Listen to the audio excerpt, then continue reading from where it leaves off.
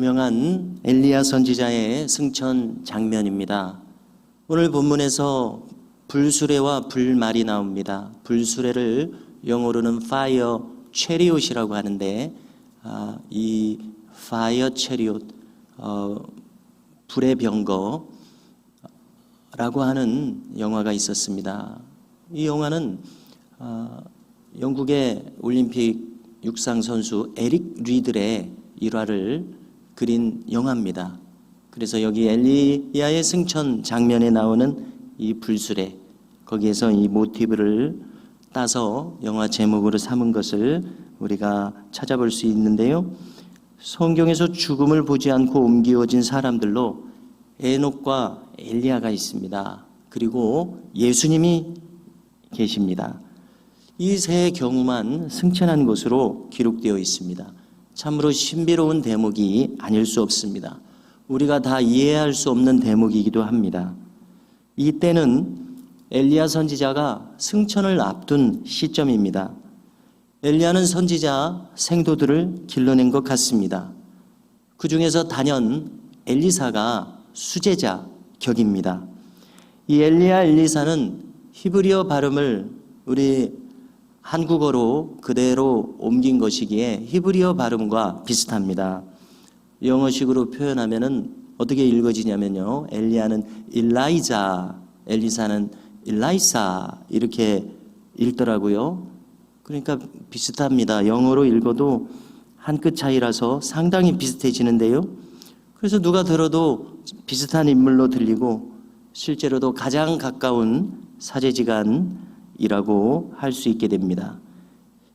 오늘 말씀을 보니까 엘리야는 승천을 앞두고서 독자적으로 행동하고자 했습니다.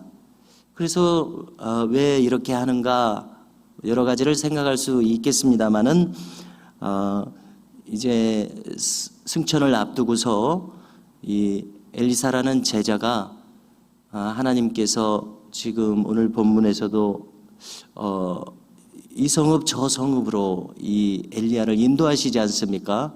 그러니까 이 여정이 상당히 평범한 여정이 아닙니다. 상당한 강행군인 것을 알 수 있습니다. 그래서 이거 따라다니는 것을 염려해서 여기 머물러 있으라. 나를 데려가시는 그 일을 나 혼자 감당해야 되겠다. 이런 의미일 수도 있고요. 또 이런 생각도 해봅니다. 우리도 이 누군가와 이제 영영 헤어지고자 한다면은 정을 뗀다는 말이 있지 않습니까? 그래서 헤어질 사람이기 때문에 그 헤어지는 아픔을 덜하게 하기 위해서 미리 정을 떼는 겁니다. 그런 경우가 있죠. 아마 그것이 아닌가 이런 생각도 들고요. 여기 그래서 이어지는 내용을 보면 길갈에서 함께 있다가 나가면서 나는 이제 베델로 갈 것이다. 그러므로 너는 여기 머물러 있어라 말합니다. 그러자 엘리사 선지자의 반응이 참 중요합니다. 아닙니다라고 말하면서 제 영혼을 맹세코 당신을 결코 떠나지 않겠습니다라고 말합니다. 그래서 이 말은 무엇을 의미합니까? 스승 엘리야 선지자를 각별하게 생각하고 또 존경하고 또 보필해드리고자 하는 그러한 마음이 여기 있음을 알 수 있습니다. 결코 떨어지지 않겠다. 내 영혼의 맹세코 따라다니겠습니다. 그래서 이것이 마땅한 제자의 마음가짐일 것입니다. 엘리사 선지자는 이러한 스승에 대한 제자의 각별한 마음을 여기 보여주고 있다고 생각합니다. 그러자 이제 베델로 갔습니다. 함께. 그러자 또 거기서 엘리야 선지자가 말하는 겁니다. 이제는 하나님이 나를 여리고로 보내시느니라. 너는 여기 있어라. 좀 같이 다니는 것이 힘들 수도 있으니까 너는 여기 있어라. 엘리사 선지자가 누굽니까? 역시 떨어질 리가 없습니다. 여호와께 맹세코, 이번에는 또 당신께 맹세코 결코 떠나지 않겠습니다. 꼭 붙어 있겠습니다. 이렇게 뜻을 밝혔습니다. 자, 할 수 없습니다. 여리고로 함께 갔습니다. 자, 여리고에는 선지자 생도들이 거기 모여서 있었던 것 같습니다. 말하자면 집단 생활을 하며 학습 생활을 하며 아무래도 교보는 모세오경 말씀이 교본이겠지요. 그래서 신학교처럼 그렇게 모여서 하나님의 말씀을 탐구하고 기도 생활을 하고 하나님의 뜻을 추구하는 엘리야 선지자가 갔었던 그러한 선지자의 길을 추구하는 생도들이 있었던 것 같습니다. 그들이 이제 아무래도 스승의 스승보다는 스승이 가깝겠죠. 엘리사에게 말합니다. 오늘 여호와께서 당신의 스승을 당신의 머리 위로 데려가실 줄을 아시나이까. 그래서 이 과연 기도하는 선지자들인 것을 느끼게 됩니다. 오늘 이 엘리야의 승천에 대해서 이 선지자 생도들도 어느 만큼 알고 있었던 것을 느끼게 됩니다. 참 역시 신비로운 대목이 아닐 수 없습니다. 그러자 엘리사 선지자가 대답합니다. 나도 아노라. 그러나 너희는 아는 체 하지 말고 잠잠하라. 이렇게 이야기합니다. 그러자 엘리야 선지자가 또 이야기합니다. 이번에는 하나님께서 나를 요단으로 보내시는도다. 너는 여기 있으라. 자, 또 이 여정도 따라가고자 합니다. 아닙니다. 맹세코 당신을 떠나지 않으리이다. 그래서 두 사람이 요단으로 갔습니다. 선지자 생도들도 이 일이 과연 어떻게 될지 궁금한지 요단으로 저 멀찌감치 따라온 모양입니다. 먼 발치에서 두 선지자가 요단강가에 이른 것을 목격했습니다. 이때 놀라운 장면이 펼쳐집니다. 강을 건너고자 하는 엘리야 선지자가 자신의 겉옷을 벗었습니다. 그리고 그 겉옷을 돌돌 말아서 손에 쥘 정도로 만들었던 것 같습니다. 요단강을 내리칩니다. 마치 모세의 지팡이가 저 홍해바다를 가리킨 것처럼 놀랍게도 요단강이 이리저리 갈라졌다고 말씀합니다. 그리고 두 사람이 마른 땅 위로 걸어서 이 요단강을 건너갔습니다. 마치 저 출애굽 때 홍해바다가 갈라진 것처럼 똑같습니다. 역시 신비한 장면입니다. 우리가 다 이해할 수 없는 대목입니다. 그리고 드디어 승천할 때가 이른 모양입니다. 엘리야 선지자가 엘리사에게 말합니다. 그대는 이제 내가 떠나가기 전에 나에게 부탁할 것이 있으면 말하라. 마지막으로 스승에게 부탁할 것을 요청하라는 겁니다. 자, 그러자 엘리사 선지자 주저없이 요청합니다. 이미 마음에 품고 있었던 것이죠. 당신의 성령이 하시는 역사가 갑절이나 내게 있게 하소서. 놀라운 표현이죠. 갑절의 영감을 구하고 있습니다. 그래서 어떤 성경학자들은 이것을 설명하기를 이렇게 설명하는 대목을 읽어봤습니다. 우리가 구약에서 모세오경에서 아들들에게 재산을 상속할 때에 장자에게는 우대하도록 했습니다. 그래서 재산을 분할할 때에 아들이 둘 있다면 두 몫을 장자에게 주도록 되어 있습니다. 그래서 장자와 차자가 있다면 두 몫을 줘야 되면 3등분을 해서 3분의 2는 장자에게, 3분의 1은 차자에게 이렇게 주는 것 아닙니까? 그래서 여기 갑절의 영감이라고 하는 것은 바로 자신을 수제자로 여겨서 자신을 후계자로 삼아주소서, 이러한 그러한 의미가 있다고 밝혀주는 대목을 읽었는데요. 그럼직합니다. 어쨌든지 간에 우리가 읽을 때에는 그런 배경을 잘 모르기 때문에 엘리야 선지자보다 2배의 영감, 이렇게 넘쳐나는 영감, 충만한 영감을 주소서, 이렇게 이해되는 대목이기도 합니다. 자, 이것을 통해서 엘리사 선지자가 무엇을 정말 원하고 있는지가 밝히 드러나고 있습니다. 무엇 때문에 갑절의 영감을 이렇게 구하고 있습니까? 이것은 한마디로 말해서 여러 가지 해석을 할 수 있겠지만은 하나님 나라에 대한 열망으로 충만한 엘리사 선지자의 마음을 엿볼 수 있습니다. 하나님 편에 서서 남은 일생을 살아가고자 하는 간절한 열망이 여기 묻어나고 있습니다. 바울은 빌립보서 2장 13절에서 말하는 것을 우리가 기억할 것입니다.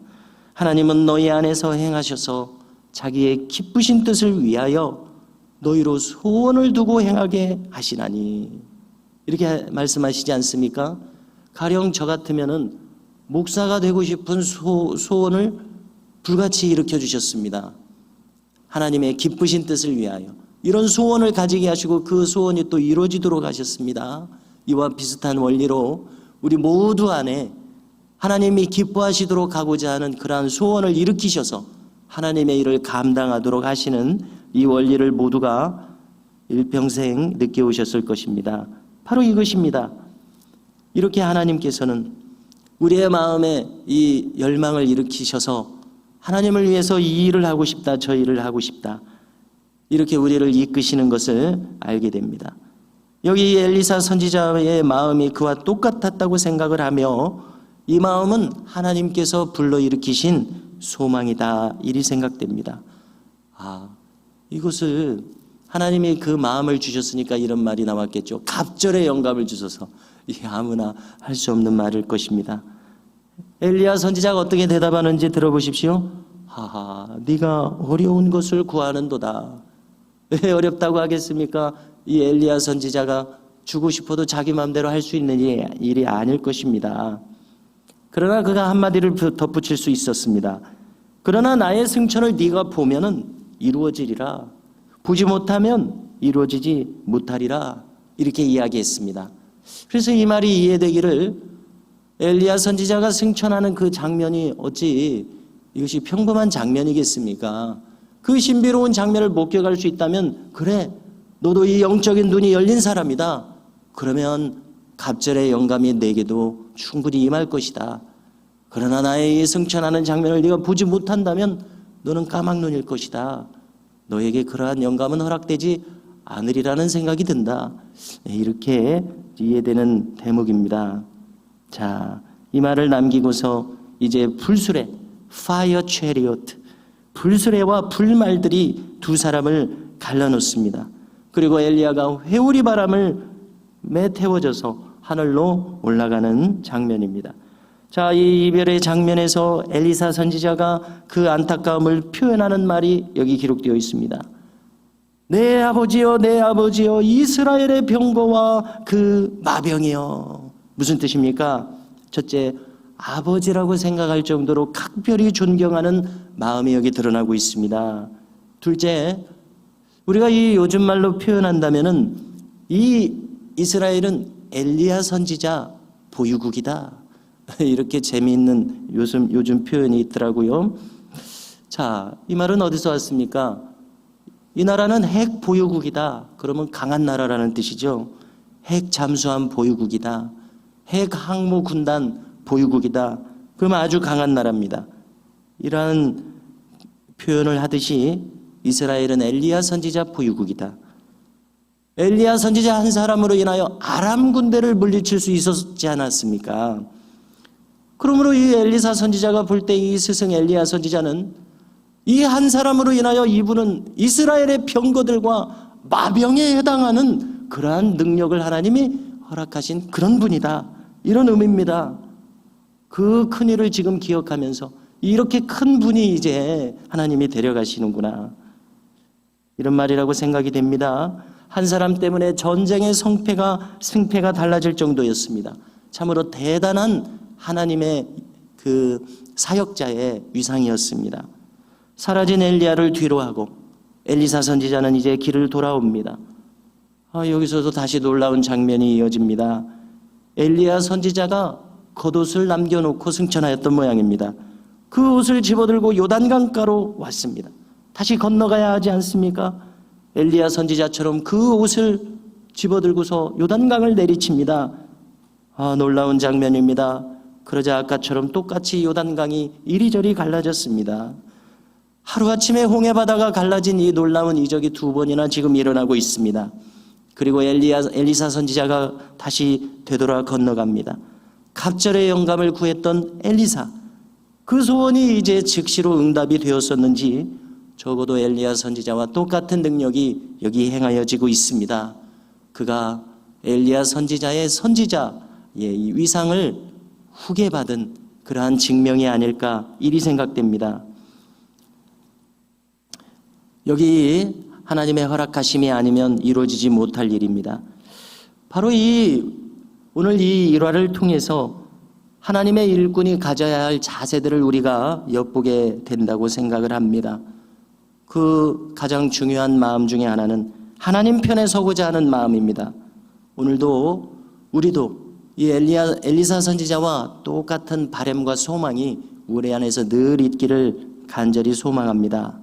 이렇게 해서 우리의 남은 일생 동안에도 하나님의 일꾼으로서 사용되는 에녹과 같이 기뻐하심을 입으며 동행하는 놀라운 은혜가 우리에게 늘 있기를 간절히 소망합니다.